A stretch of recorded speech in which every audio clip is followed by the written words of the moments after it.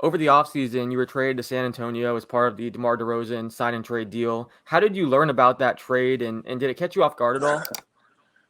Yes, definitely caught me off guard. You know, yeah, I actually learned about it in the parking lot at Sports Academy um, Hmm. in Frisco, Texas. I was leaving a session, and my phone was going crazy, and then I seen DeMar DeRozan got traded to Chicago, and then I was like, like why is my phone going crazy for this?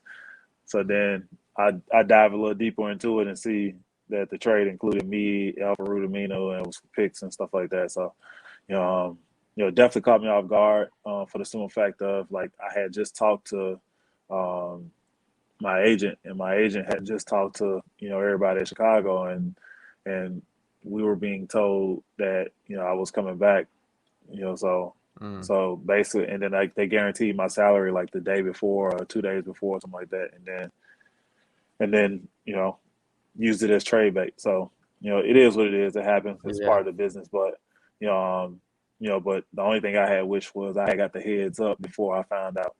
From social.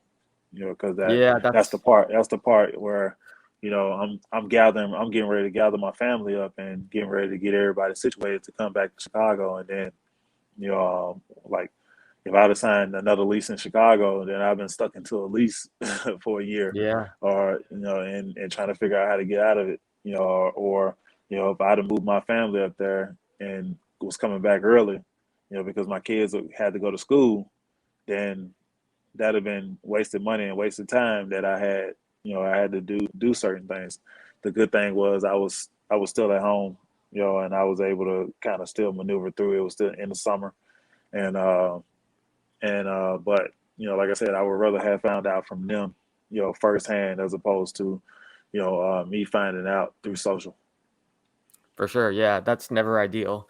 Um, actually last year, whenever you were still on the Bulls, we had talked, and we had talked about how I thought, I think you can fit with just about any team in the NBA. Given your style of play, your versatility, your impact on and off the floor. Pretty much every team could use a Thaddeus Young on and off the court. You can impact the locker room as a leader, as a mentor. I think that's part of the reason why your name pops up in trade rumors so often. So on one hand, I'm sure that's frustrating, but on the other hand, it can be somewhat flattering. But do you think that's why you're so highly coveted? Because you can fit with so many different teams and you can help on and off the court? Do you think that's part of the reason why that, your name tends to pop up in rumors? Yeah, for sure. The one thing I've prided myself on is just continuing to be professional and making sure that if I'm a part of a team, I'm a part of that team. I'm not 1 foot in or 1 foot out. If I'm putting on that jersey and they're paying me and they put their trust in me, then I'm making sure I'm there for them. I think that's one of the biggest things. But and then whatever happens with me is what's happening with me. Like right now, this situation is not ideal for me. I've never been in a situation where I've you know had to had to settle for 4 and 6 minutes a game. So but that's my shit.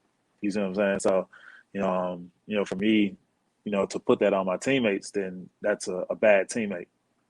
So I would never put that on them. Whatever I'm going through, I just have to take care of it on my own and make sure that I'm keeping my mind steady and focused on the task at hand, which is helping them win basketball games when I can, and just Well, controlling what I can can you control. hear me?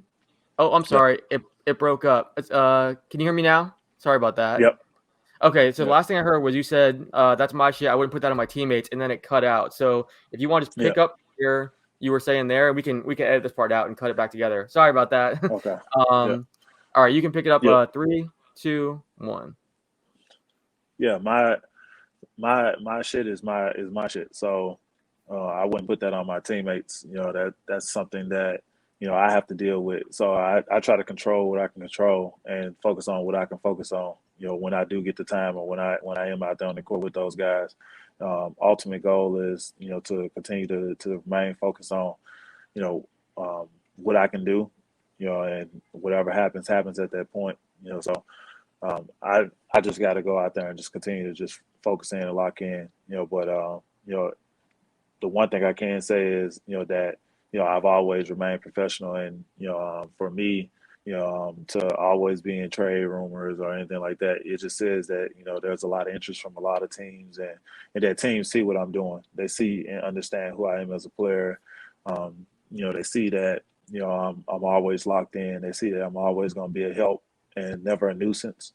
They see that, I'm always going to be, a key asset to a team. I might not always be the main piece, but I'm one of the most important pieces and valuable pieces that you can have.